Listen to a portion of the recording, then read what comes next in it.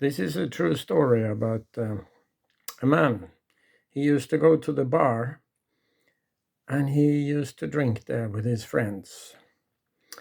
And one evening, as it was very late, he was drinking with his friends and they were talking about women, their women. And this man said, "You know what? We can, I tell you, my wife, she will do anything I say." And the other women, they laughed at him and said, "No, it's not possible." So he said, "Let's bet about it." This happened in Brazil. It's a true story. So the bar was about to close. So this man said, "Let's go to my home and we can sit there and we can eat and drink and whatever. And my wife would prepare a nice meal for us." And his friend said, "No, no, no, there is no such wife that would do that." "Let's bet about it," said the man. "Okay, we bet," said the other man. This is easy money for us. We will go with you and we will see this is not true."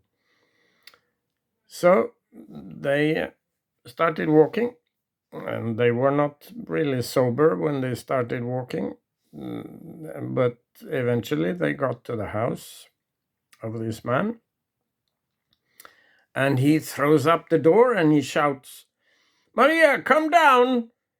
Prepare a meal for me. I have friends. We have visitors." And the men, they thought, who were coming together with him, they thought, this is not nice. And there is a little voice coming down from upstairs. It says, "Is that you?" "Oh, yeah, come down," says the man. "We have visitors. Please prepare a meal for us.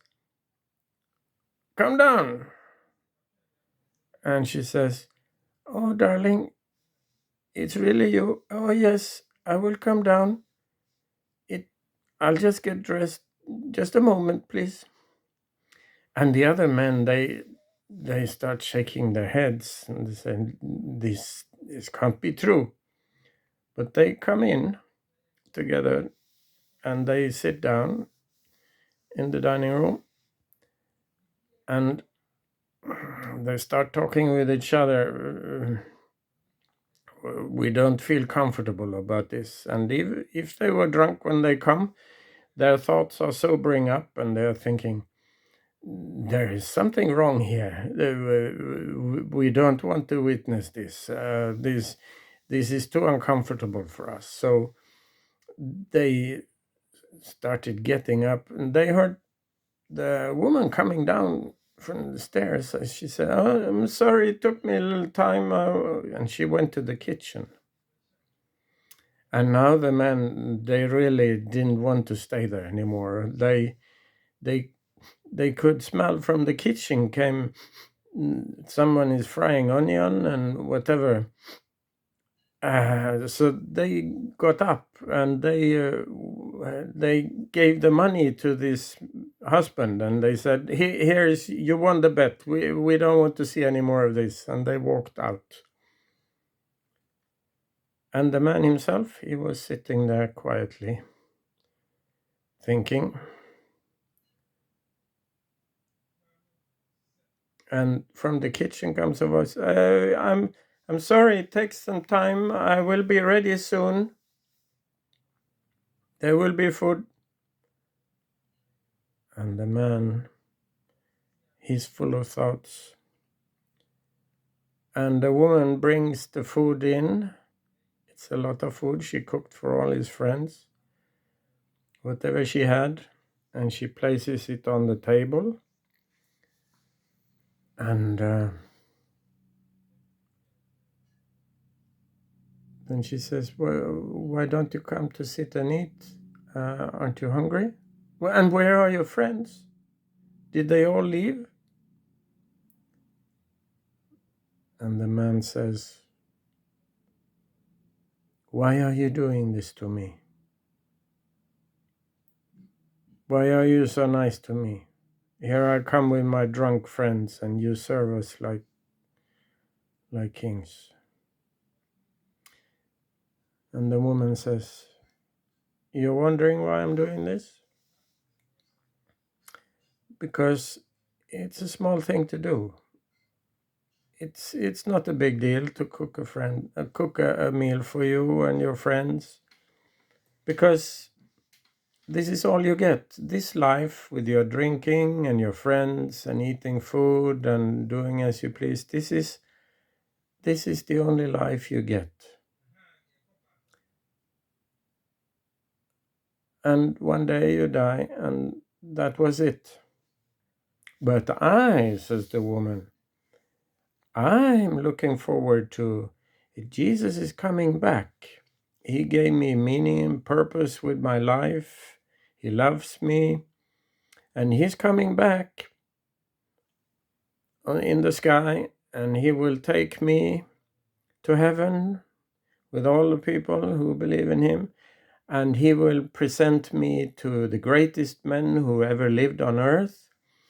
I will sit there at a banquet together with these people, in a welcoming banquet, and we will eat the very best food, the very most precious fruits there's ever been, the sweetest, best food you can ever imagine. We will eat there, and there will be no sorrow, no pain. No one will feel any shortness of money or anything. We will have all we need, and I will go to university with the greatest teachers that have ever lived, and I will learn all kinds of things, and I'm looking forward to that, and I will have a good life. But for you, this life is all you get, because you don't have a relation with Jesus. You have your friends and you have your life. But for me, to help you, to give you a meal, to cast a meal, to set the table for your friends, whatever, it's a small thing. It's nothing particular in comparison what I will get in the future. The man, he was full of thoughts, and he continued thinking, and he made decisions. He envied his wife for what she could tell, what conviction she had, and eventually he gave his life to Jesus, and he became a deacon in the church. That's as far as the story goes, as I've heard it. And this happened many years ago in Brazil, and I don't know exactly how these two persons' lives ended, if they are still alive or whatever. This is the story approximately as it was told by Juanita Kretschmar, who worked in Brazil with these people.